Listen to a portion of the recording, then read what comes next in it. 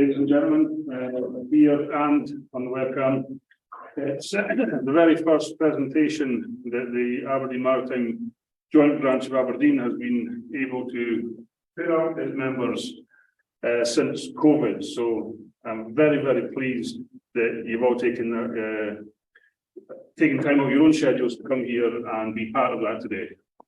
It's been long overdue, that's for sure. And for our very first one in the new dawn after all the COVID nonsense, we've got a very exciting presentation done by a relatively new company in the maritime industry who are looking to essentially have essentially a step change in safety and how we manage recovery in our industry. And without any further ado, because you don't want to hear me talk, you want to hear the presentation, I'll hand you over to Sam and he will explain what's going on. Yeah, thanks, Rory. Got there at last with the technology. Quick introduction for myself. I'm Sam, I'm the CEO, the founder of Xylem. I will just start this presentation with two sort of quite stark facts. The first is over 80% of deaths from drowning occur in the first 30 minutes after entry into the water. And the second, in the last 10 years, there's been over 60 fatalities and 145 serious injuries from the testing of lifeboats alone. We're here to try and change the game with that, try and change up the way safety is done offshore, and as Rory said, try and provide a step change in safety. So why us? Why me? Probably worth introducing a little bit about my background. I started off as a sailor from a small kid, all the way up. I went first job as a sailing instructor into workboats. Then bigger boats, put more and more chairs out, did my unlimited tickets, and then worked out of Aberdeen and all over Europe on platform supply and handling and dive support vessels. So really a number of years sort of living and working at sea, various different vessel types, and unfortunately involved with a number of different emergencies, and not all of them successful. And it was really in the last 6 months of my career working at sea that inspired me to come up with the new ways of thinking about it. There's two incidences in particular that really stuck in my mind. The first was a man overboard. We got tasked to a man overboard. You get the dreaded call on channel 16 because the guy's gone in the water, and it's like, shit, what are we going to do about it? Everyone gets in the boats as quickly as you can, gets your bobber on, goes as fast as you can to where you think they are, and you turn up, and the guy's face down in the water. Pull them out, you do CPR, and it's unsuccessful. And the second, I was involved with a standby boat running out of Mersey. I was skippering a standby boat, handed it on to my friends who are working on some the gas platforms in IMarEST, just doing some standby work, and they were on the way back in and hit what they think was a sleeper underneath the surface of the water. It ripped both of the outdrive legs off, and the boat sank. And it was at that point I thought, hold on, the people in the standby boats here are exposed to more risk than the people that they're actually looking after. I thought this is a bit nonsensical. So the two key things that really stuck in my mind were time, how can we do it quicker, and risk, how can we do it without them in harm's way. And that led me to found what was originally called Offshore Survival Systems, and then the branding guys got hold of it, and we rebranded to Xylem. So I'll just share a quick intro video into what we do and how we are looking to change up the game. Then we'll touch on some of those details on what we think is the future of future research and rescue, and what that means to the industry. So hopefully this works.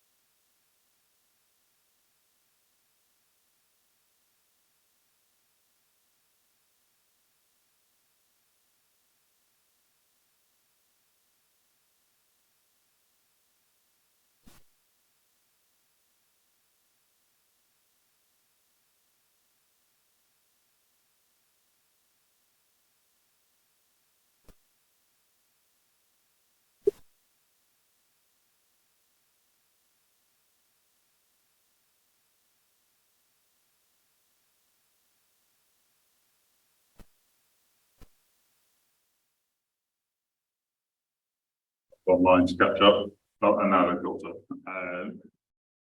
So what's the problem? What is the problem? Well, the problem is the people in the water. As soon as there's people in the water, a clock starts ticking with a definitive end on it. And the faster you can get those people out of the water, the better that scenario is going to turn out.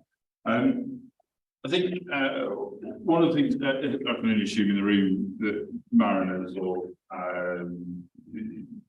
that kind of a background is that sort of fair to assume. So some of the feedback we sometimes get is, incidents don't happen, it's safe. And while that is true, the offshore environment is pretty safe. Unfortunately, stuff still goes pear-shaped in UK waters. Not frequently, but it certainly does happen.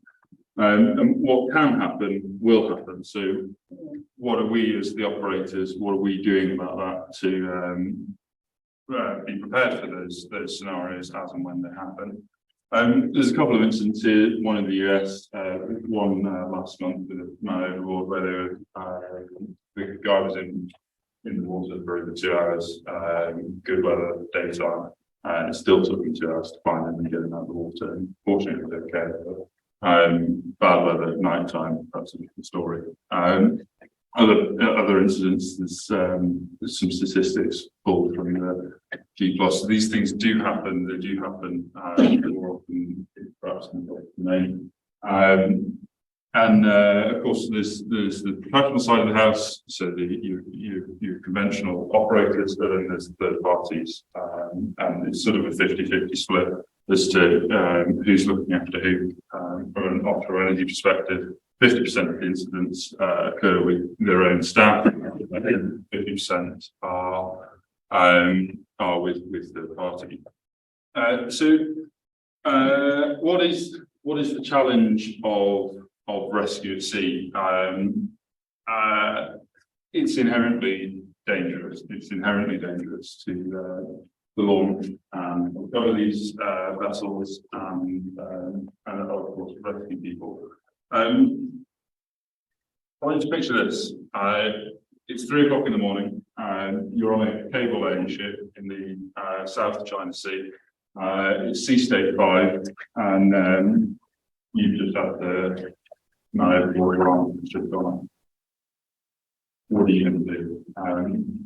This is one of the stories that really stuck in my mind from the senior master of Stena, who was faced with this scenario, and the decision was made not to launch the rescue boat. It was too dangerous to launch the rescue boat.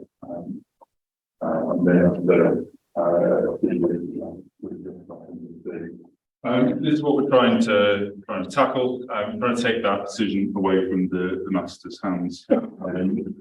These instances are, they're uncommon, but when they do happen, and they do happen, they take on a very high consequence. So what gets us out of bed in the morning is to try and change that. Our vision is to make unmanned search and rescue normal. And why we get out of bed in the morning is a lot of our team has seen this firsthand. A bit about our journey before we go on to some of the solutions, but really started off down in the bottom left there with something that looked a little bit like Thunderbird 2. Then moved on, went through sort of established the proof of concepts, the early prototypes, achieved some world's first on the way. We did what we think is the world's first unmanned rescue.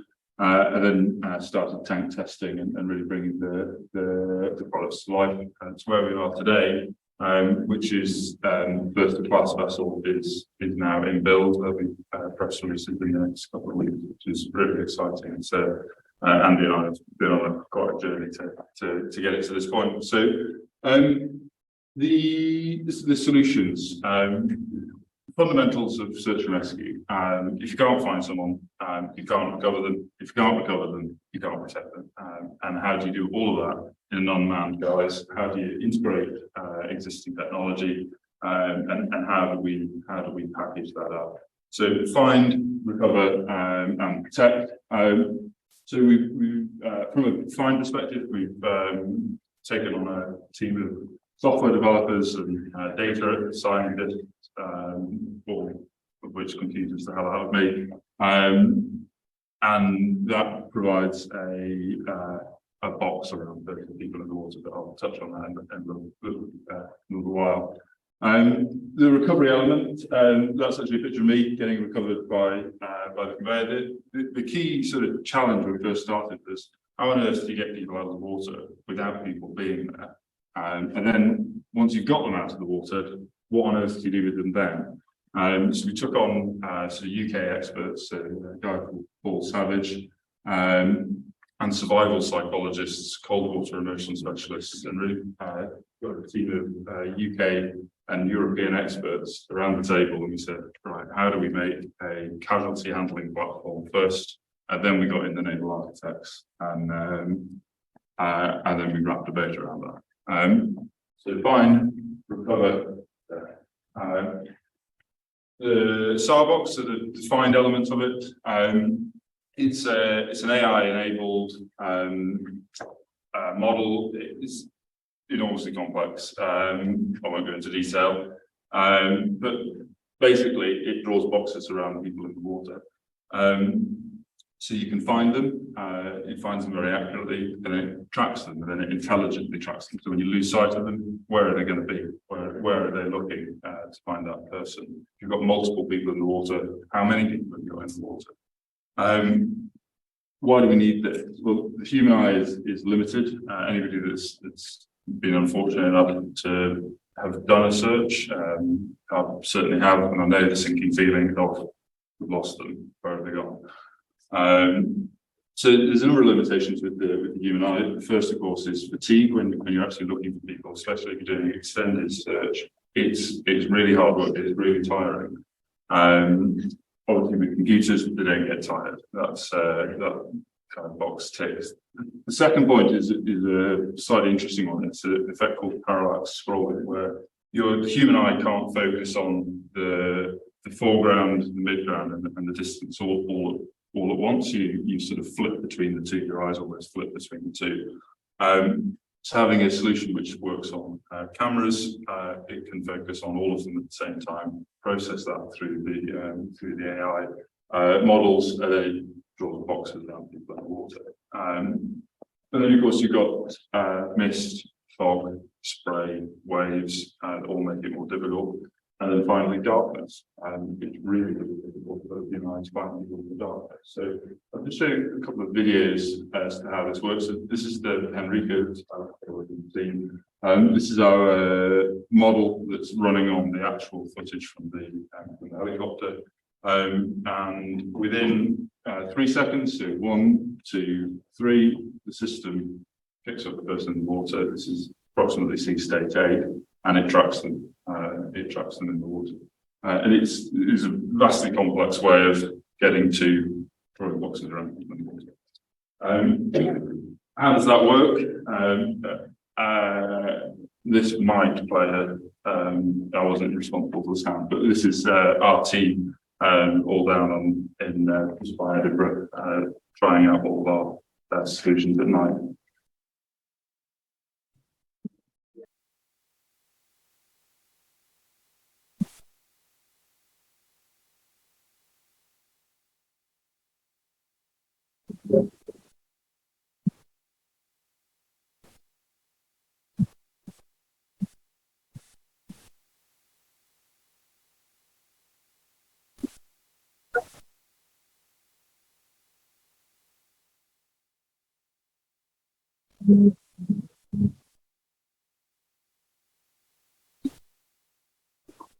We could listen to that music. How does it compare? Using IMSAR data, working with the UK Coast Guard, the US Coast Guard, so using their actual statistics from actual search and rescue professionals, how does it compare? So a rescue vessel, they work from the height of about 4 meters. They work on a sweep of about 100 meters. Search and rescue helicopter at a 200-foot height works on a sweep of about 200 meters. Starbox and the solution in its native capacity with an equivalent lens, so a lens the same as the DPI, which I forget is about, I think it's about 75 millimeters. Looking at the wrong way. It's about, that works at about 300 meters. Now, the great thing with camera solutions, of course, is you can add zoom and height, and of course, multiple cameras. So, this solution is not, you don't have to buy the latest generation cameras. It plugs into virtually any 1080p camera. You can plug it into virtually anything. So onboard CCTV, it works for overboard detection. Of course, as you increase the quality of the camera, you get a better quality output. But nonetheless, this is how it works.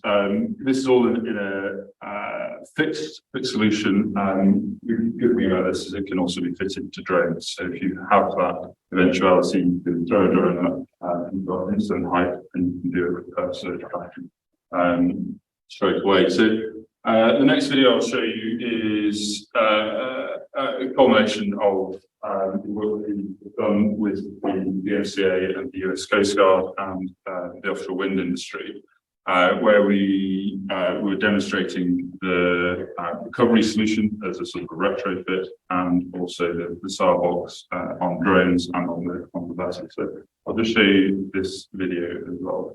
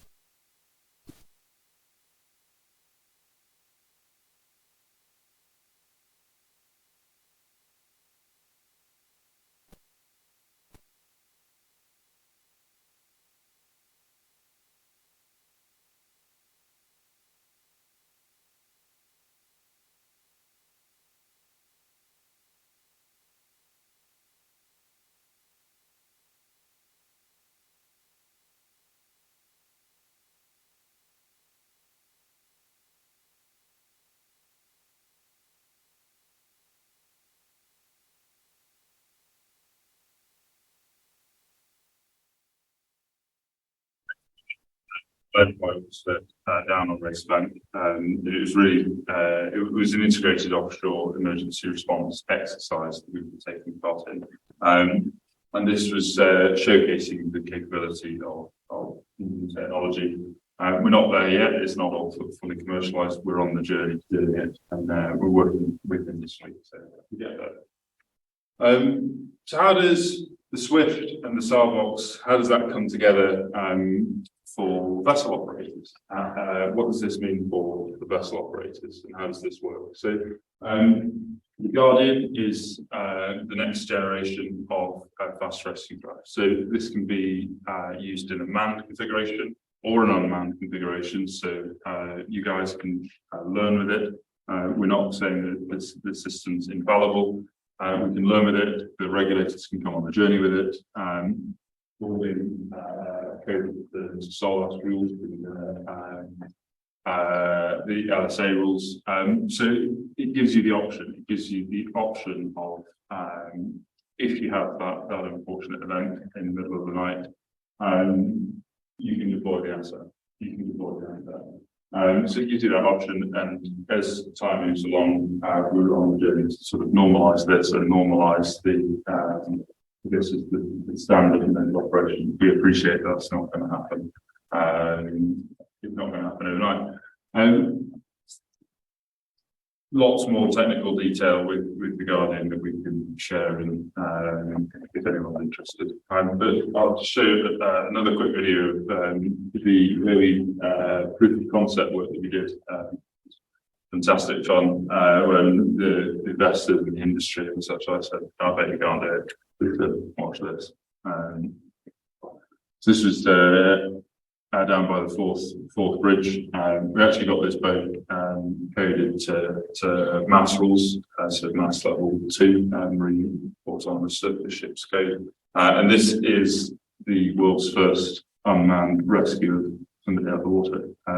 We actually tested this up to about sea state 4, sea state 5, but it's a Marines landing craft that we bodged a conveyor on, stuck a computer in it, and made it unmanned. So how does that look? So it uses existing technology. It uses the same davits, fits into the same cradles, it's broadly the same size. So the integration is relatively straightforward. There's not integration with the bridge. You just get a standalone computer that you can operate. This as an FRC or sort of door-to-desk vessel. So where we are with it is we've taken it to this point. Health and safety, everyone always assumes is a big cost, and this is more expensive than a standard FRC. But I'll pass on to Andy, who can talk about what the business case around this is, and if you can utilise unmanned rescue. So health and safety is an investment rather than a cost. Yeah, so if you have a rescue asset that you can use as a standby craft, and you can use it as a remotely operated solution, and that actually changes the way you might do things. So, say for an example, in offshore wind, if you have a small daughter craft, the likelihood of you wanting to use it on a very regular basis in choppy seas to provide close standby to another asset isn't particularly high. But if it was unmanned, and it was remotely operated, then you would start to use it more in that kind of way. And if you were to have more than one of these on board, then you could cover multiple activities simultaneously from one mothership.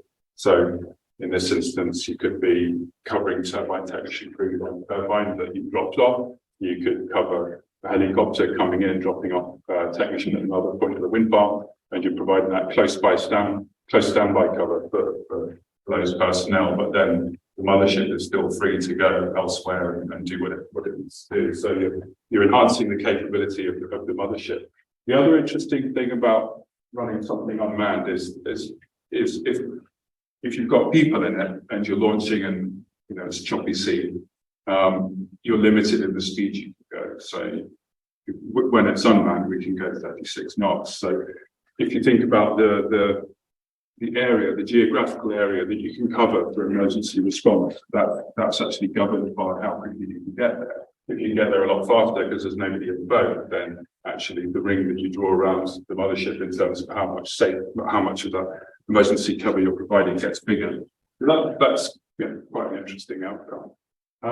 The other one is the opportunity to decouple your operations. So in offshore wind, you have a SOV or CSOV dropping off turbine technicians onto a wind turbine, and then it has to stay within, I think it's 30 minutes of the people it's dropped off. Obviously, wind farms are extremely large areas, so actually they're fairly constrained in where they can move around the wind farm. Whereas if they were to drop off an unmanned, a remotely operated standby vessel, then they could move elsewhere within the wind farm or even to an adjacent site.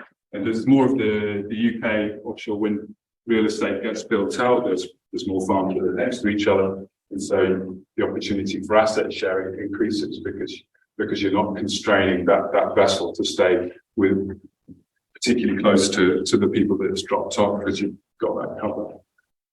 I'll hand back to Sam to introduce the the survivor class? So the survivor, this is where we're going. So this is the culmination of so the survivor is actually where we started. This was the original Thunder 2 design. We took that through. We did a whole load of tank testing, like CFD, and took it to this point. So what is the survivor? So the survivor is the culmination of learning. It takes us to the point where we've got a resident search and rescue asset. So it's an asset that's stored offshore. It lives offshore. We're partnered with Ocean Infinity as our remote provider. So it can be operated from anywhere in the world, and it can be launched within 2 minutes. It's capable of a 25-meter free fall with people on here on board, on rigs, wind turbine substations, and it integrates all of the technology you see. It integrates the cell box. It integrates Swift, as you can see on the front. And then the next level of integration to that is telemedicine. It starts introducing telemedicine, so that once the survivors are on board, and look with psychologists as to how you actually turn the rescue back into the rescuer, how can they start helping themselves, and that's integrated with remote medicine, and that then integrates. So in the examples that Andy will talk about in the North Sea, this integrates them with UK Coast Guard and vessels, helicopters, to provide an extra link in the rescue chain. So it's an asset that's there all the time, deployed immediately, covers people quickly, and then integrates with the rest of the emergency response chain. Yeah, so as the point Sam made earlier on in the presentation, incidents and getting there quickly. If you look at the map here of the UK, the black line the red line shows you how far on the left-hand side of the map, how far a search and rescue helicopter can travel in 1 hour, and then the black line is 2 hours. And if you look at a lot of where the UK offshore wind farms are sited, particularly a lot of the floating sites as well that are coming online, many of them sit well over an hour from the nearest national search and rescue asset. So there's a requirement, if you've got something in field, then you've got to provide your own in-house capability for search and rescue. So by having something that lives offshore, you're cutting down that journey, and you've got it there that's it's instantaneous.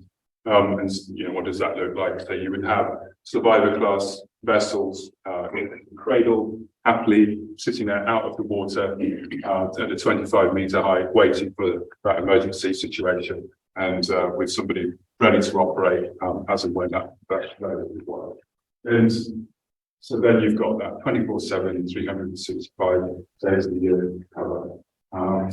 And obviously that's great from an incident response requirement, being able to get out there very quickly, being able to recover people very quickly. There's also some interesting things that opens up the door for. So in offshore wind logistics, one of the challenges they have is access. So during the winter months, for a site that was 200 kilometers offshore, in this study, they found that a helicopter could get out 88% of the time, an SOV 64% of the time, and a CTV 29% of the time. The reason the helicopter can go out is because it couldn't go out in sea stage 6. So your access window is much greater. And also, obviously, the time it takes to get there, you've got greater opportunity to get out there and fix the assets. So trouble is that helicopters cannot go further than, they cannot go to the far from shore sites without having an emergency backup, which is going to be a vessel.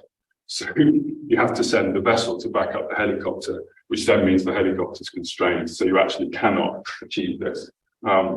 So if you have an in-field solution, then you've got that permanent asset, the survivor class can operate up to sea stage 6. So you're mirroring the capability of the helicopter, which means you can basically have a much more flexible logistics strategy for operating with the fund. So some interesting opportunities the technology opens up. I'll hand back over to Sam for the final one.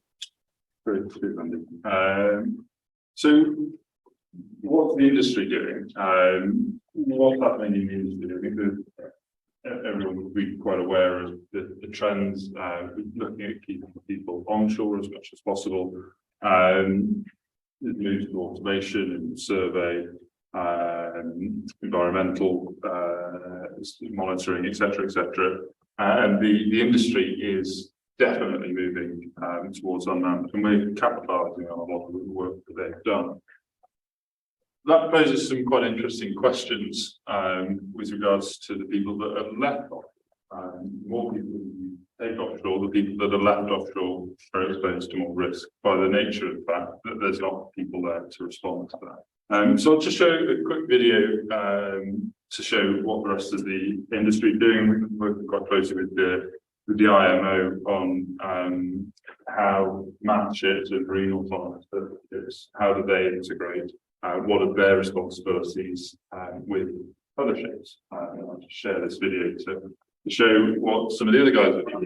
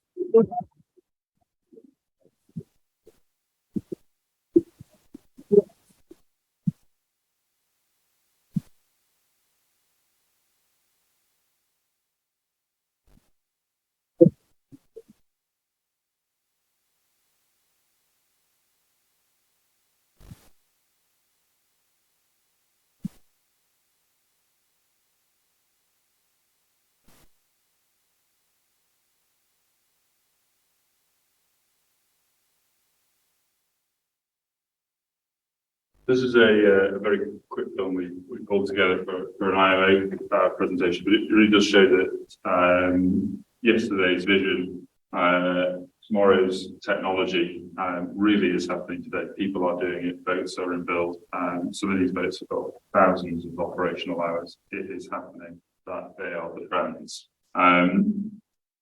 What does this mean for everyone else that's left in the chain? As we increase automation, as we start getting transatlantic, trans-Pacific cargo vessels, survey vessels, what does that mean for everyone else? What happens when there's a transatlantic vessel gets tasked to something like a cheeky Rafiki accident? What happens?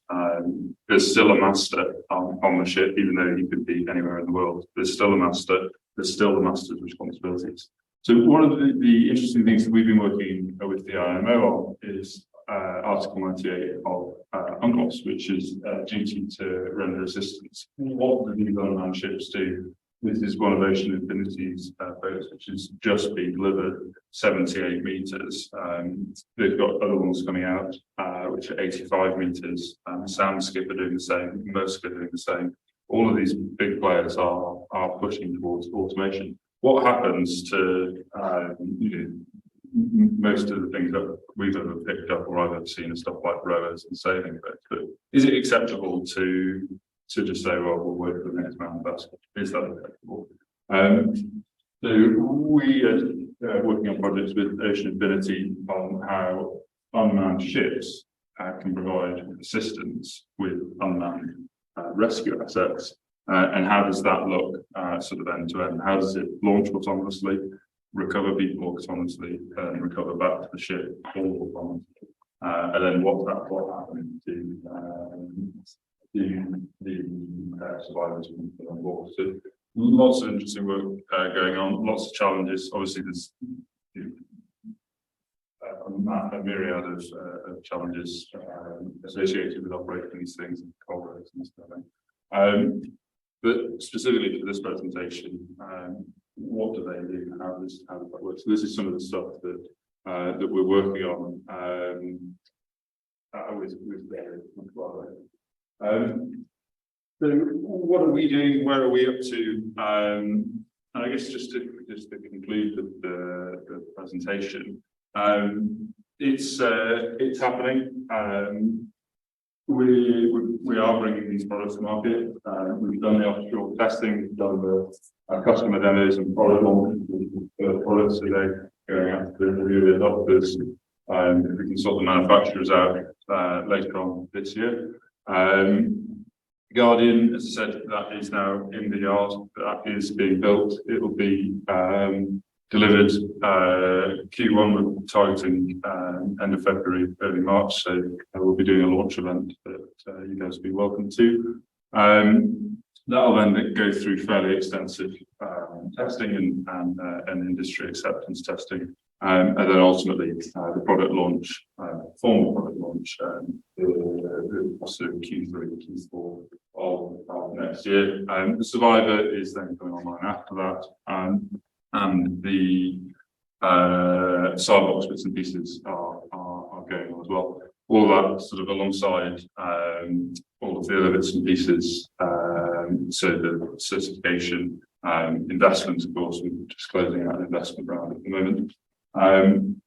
To bring search and rescue and try and bring that up to the new age as the new way of operating. And as I said, what we're on a mission to do is bring unmanned search and rescue and before let's make it the new normal. And with that concludes my presentation. Thank you very much for your time. Have a second. Now, at the moment, we don't have any questions on the slide, so we'll just go straight to the room, throw it up there, and I saw a lot of keen eyes and eyebrows being raised when the presentation was going on, so I'm sure there will be curious minds wanting to ask questions, so please, if anyone's got a question, just raise your hand. Yes, David? You showed a piece where your guys were all in the water and they were all moving about. Now, obviously, you didn't explain that the right-hand side was actually what you could see. The left hand was what your robot was seeing, basically. Was that a drone? That was a drone. What's the maximum your drone can fly in? That specific drone is about 45 knots of wind. Other drones are different. I think the key thing with that is it doesn't matter what drone you put it on. So that was just an off-the-shelf drone. Yes, Roger? Absolutely related to that question. To make a drone effective, you've got to have two things. One, it's either got to go to the site, carried perhaps on the daughter craft or your Guardian, right, and then fly from there. That technology's been tested in Norway and works. You know, the AI part of it I thought was very interesting, but if you couldn't fly as a drone, you did mention Starbox would be able to be installed on a boat. Does that not limit the radius straight away? The height of eye is the critical thing. So the higher you are, the more you can see. So the test we've done for the vessel, the height of eye is 4 meters, so 4 meters above the surface of the water. And at that range, the maximum we can see at that range is 300, and I think it's about 312 meters, accurately detect people with the camera solution. Obviously, if you increase the height with a drone, or if it's mounted on the bridge of a ship where you see 30 meters high, you get a far greater coverage. So essentially, you could put it on the crane on a platform, for instance, and you have a massive range. Yeah, on the other cameras was sufficient. Or on the wind turbine. Yeah. Would it also be fair to say that a lot of the industrial users will use this in conjunction with PLVs anyway, which doesn't help your yachtsmen, but Yeah. So PLVs, personal locator victims, definitely. And what we're working on is sort of the next iteration of this is Starbox 2.0. Which integrates augmented reality. So you'll have AIS data, so charted objects, ships, etc. And then you'll have your overlay. So in the screen, you'll have, all right, there's a PLB that's going up here, they're accurate about 25 meters. And then that'll then pick the person up towards the end. So if you're wearing a PLB, it just makes everything far easier. Following from my word was, you'd multiple people in the water. How did your system decide which one to go for first? That's looking. It can. It's always a difficult one. Basically, today it's at the operator's discretion. So it depends on the operator's discretion. You didn't expect easy questions, did you? It can do clever things with the thermal imaging. You can look at body temperature. Because obviously you don't want to pick up a dead one, but somebody's living. So that was the question about, does it recognise anything of that? Yes, it does. The level at which we sort of hand over to full autonomy. So I think the key thing with any of this is it's remotely operated. So all of the time, currently, there is always a user. It's always somebody with experience. Where we're going on the sort of 10-year journey, okay, full autonomy is it's possible. It's the same as cars. Tesla can drive probably better than anyone in the room. Does anybody want to let it drive? No, they don't. So this is the key point. We're on the same journey. So it's remotely operated. With regards to the software solution, it's the user's discretion as to building that. So essentially, the operator that's operating it remotely, it will have the certain amount of information there, and the body temperature would be one that they can use to then make the decision. Yeah, Want to pick up first. so on the user interface, you get a number of different options depending on who's using it. If it's standard FRP and trucks driving it or the AVs driving it, do you want all of the information like body temperature, like everything else, or is it just noise? Is that helpful? In a search and rescue scenario where you've got professional crews that do it all the time, then it's more information. I think the other interesting thing with this is the passive nature of it. So if you are having it as a managed detection solution, so it plugs straight into the sort of CCTV, everyone will know about the managed detection systems that are there at the moment. Also very good at picking up seagull. What this does versus that is it discriminates. It goes, right, that is a seagull, ignore. That's a boy, ignore, and it's trained on a data set of over nearly 4.5 million images of people in the water. So very accurately determines, right, that's the person in the water, to the level where you can start determining what sort of bird you're looking on. So the system's quite clever. Sorry, don't keep going. All right. It's very, very interesting. And I guess I'm thinking about the Guardian, I guess, getting people out of the water, that's fantastic. What about recovering, I guess, an autonomous vessel with casualties on the back to the mothership? Is that, I guess it's a nicer problem to have if people are out of water. But is that not quite problematic? It depends on, yeah. So is obviously the launch recovery is the argument approach. So depending on what sort of guys you want this in, you can have a manned version with the option of, right, you can release it, so you can launch it and drive it off in an unmanned capacity, and it's more difficult to recover. If you want the fully unmanned, there's a cradle that comes with it. So the cradle is lowered into the water, the davit. So it's still the same single point lift, and it's dragged by the mothership. And then the vessel drives into the cradle.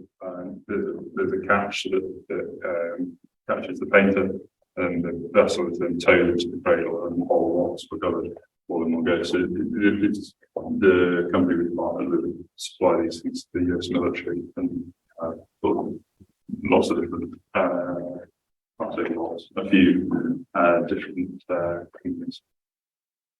And I think the thing you've got to think about, well, Guardian 1 is going to be, it's essentially the FRC, but with the rescue conveyor capability on the front, so you can get people out of the water quickly. So in the first sort of year or so of operation, it's going to be manned, and it'll have the unmanned capability, but yeah, initially it's going to be an aid to getting people out of the water very quickly. There will be one person on board.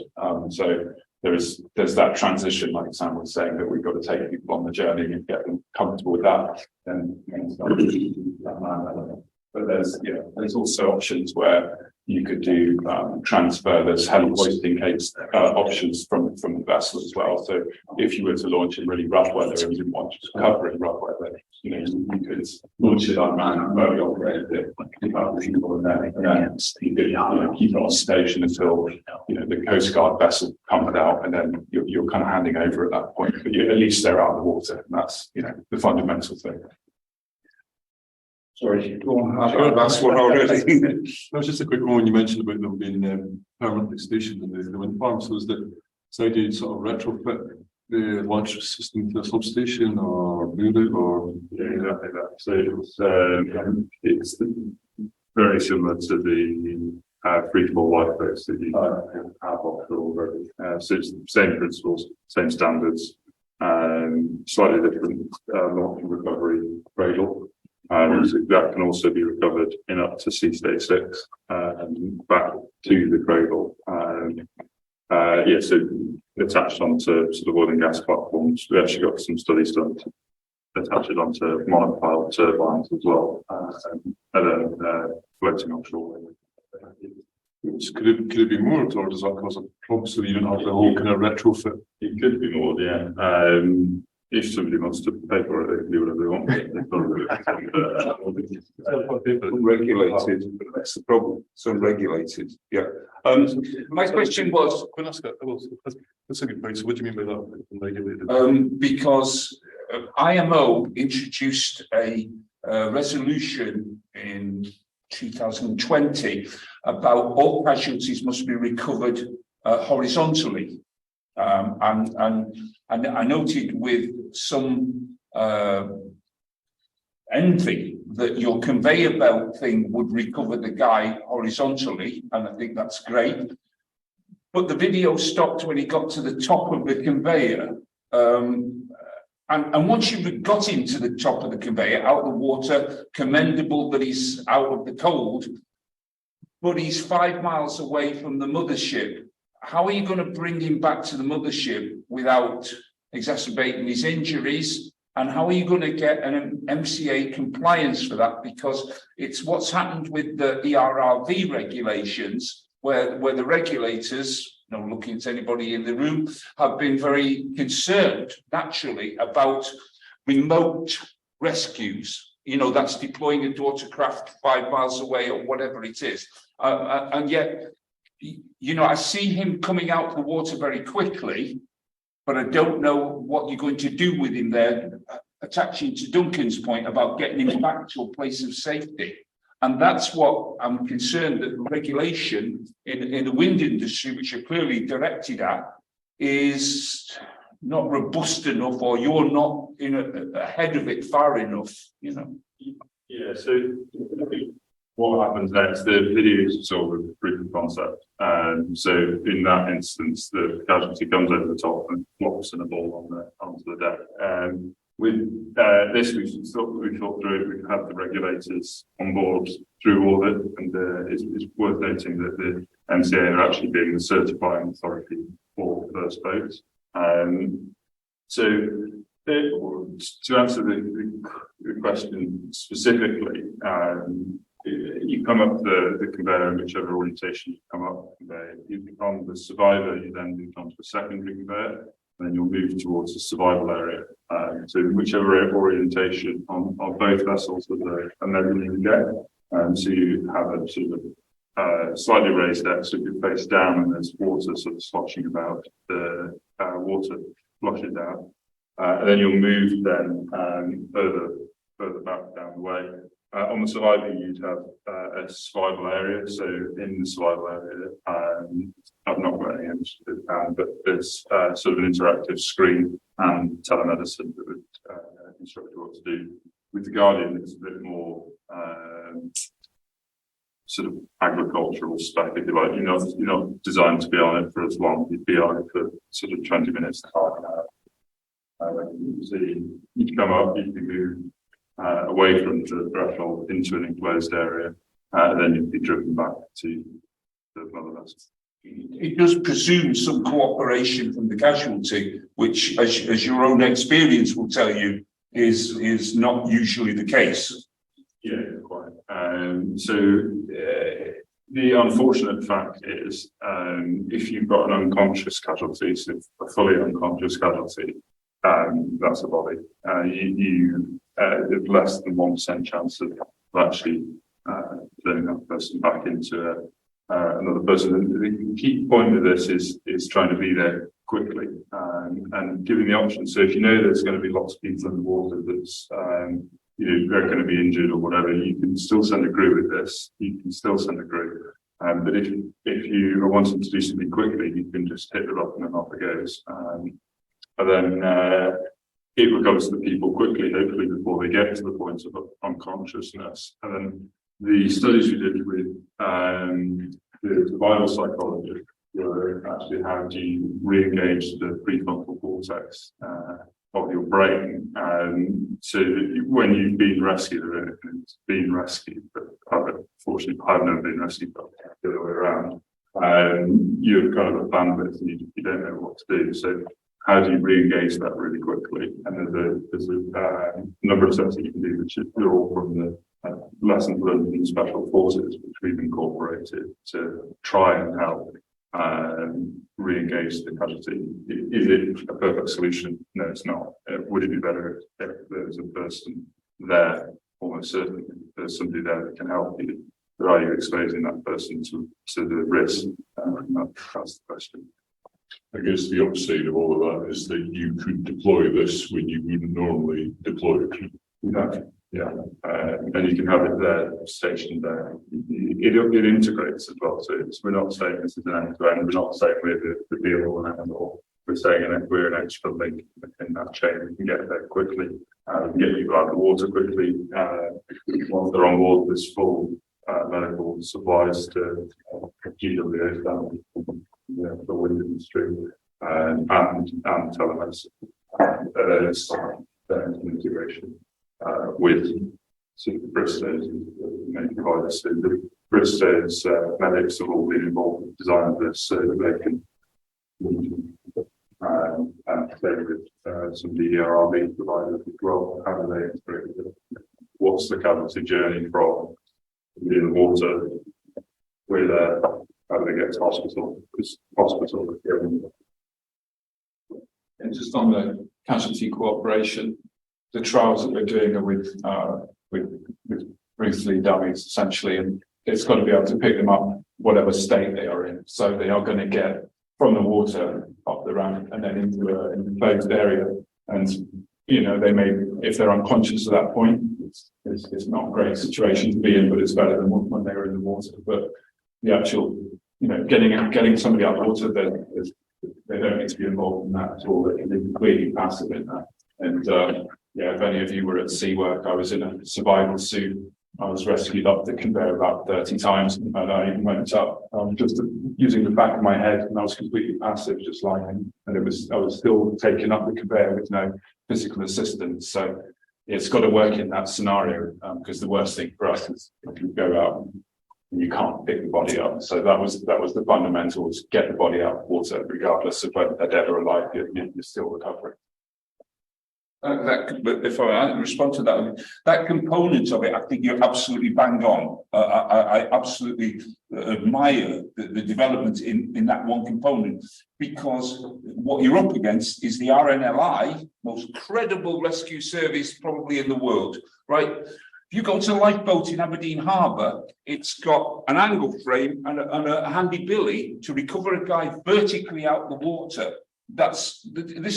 And I can tell you that I have approached the technical committee of the RNLI in Southampton to try and offer another suggestion to them, and it is a stone wall. Now, the same thing applies from the RNLI, who are most credible, to the CTV operators who have a 1.5 meter freeboard, and their answer is probably to back up or else use, where there are photos on the internet, a swimming pool hoop to gather the guy. And we're still, you know, I just wonder if you can sell a vehicle that's small enough to fit on a CTV that will do that job, because they have no money to invest in R&D.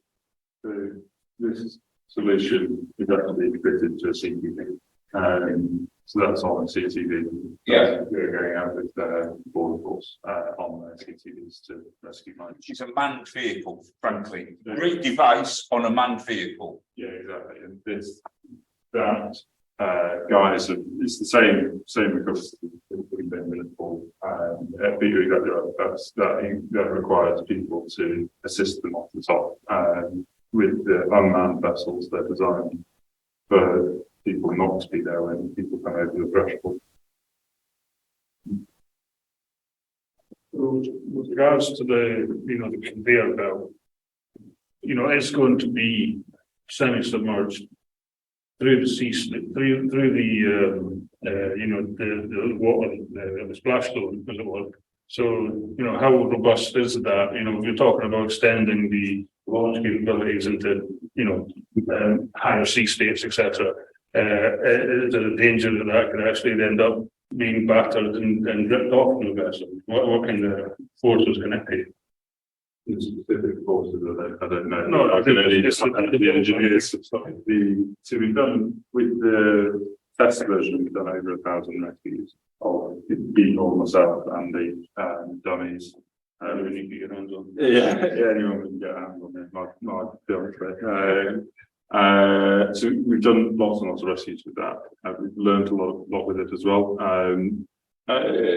In terms of your point about the higher sea states, so the way the system works is it's completely passive. It floats. So the end of the conveyor will never leave the surface of the water. It's not sort of it's just on a hinge and it floats. So as the boat's moving around, the system moves independently. It works from a 10-degree angle all the way up to about a 60-degree angle. So in whichever way you're coming up, it will get a hold of you and you will. And then in terms of the sort of the failure mode type analysis, we've done a lot of CFD on it. The naval architects have done an awful lot of that. And then it's a first of class vessel. We will be taking it to the nth degree, and we will be learning further growth. I think important through technology development. Any other questions? I'll just double check this the guide on Slido, see if there's anything done. Quick one in the meantime, then for example, you put your camera on your vessel and you said you had about 300 odd meters range, but how is that impacted in my system? Does the system become Yeah, because of the system is great. The higher I guess what's clever about it is the video video detecting people in less than a second. And so it's simply members and features of that person. So you the features you made. So it remembers those features, and it will intelligently then predict and track where you want to then you see the person all the time conforming to the type. If you're in a single thing you see, they can't. Then you see them sort of every third wave, maybe. And the system sort of go, right, we think they're going to be over here, same person, it's the same person. So a mass casualty event, you're not going to see all of the people all the time. So you don't know if there's 20 people or 25 people. But if the system just counted 20 people each time, there would be 25 people, the 5 people that don't know about it. We're putting feature recognition into the AI so you can go, all right, we think that's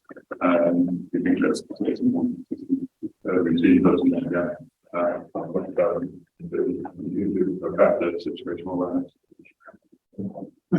Just following on, we start with that, and then another risk that comes with the system, kind of layer with that, or else handle multiple resources. I'm going to say yes, but it wouldn't be needed sort like that. Some of our guys have done drone swarming technology, so yeah, it would be able to share the situation awareness. So with the survivor, for example, if you've got two of them, then you're unfortunate enough to have a mass casualty type incident. The workload could be shared, and the features could also be shared. It's not something that we have currently today.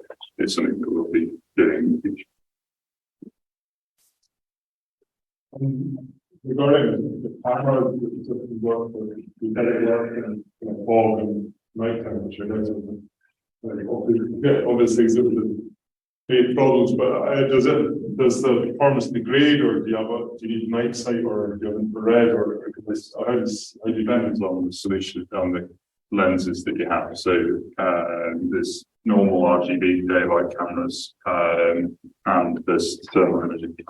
And then depending on the cameras, it can run just on RGB and just on thermal, or the clever part is use those images to use what the guys call entropic fusion, which denoises data spray.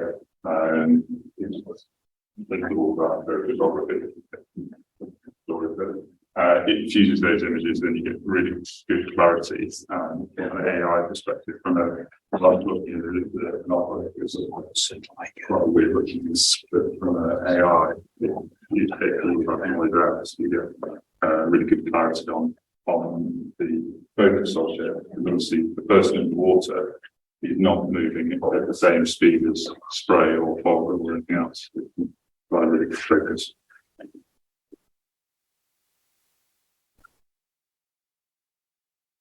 any further questions? Yeah, and nothing on the slide apart from somebody saying it was very interesting, but they have another call to get to, so you'll watch the recording later again. So thank you very much for coming and giving us a presentation, so Andy. So we'll just bring this meeting to an end up, and the conversation very, very interesting at the end. And then, to be honest with you, I mean, we could probably ask you to come back and do another presentation on just the qualification of the vessel and how you go through the relevant bodies and what the IMO and all of that. There's so much more on this individual topic than we'll be able to scratch the surface on tonight. So I'm sure as your company grows and you more things to discuss in the future. But on behalf of myself and the Aberdeen Maritime branch, thank you very much for coming to give us a presentation. On behalf of the Aberdeen Maritime branch, thank you guys for coming and giving up your time and coming back and re-engaging with us after such a long period of hiatus. It really is appreciated, and the same with everyone on the webinar. I really appreciate your presence as well. So thank you everyone, and see you next time. Yeah.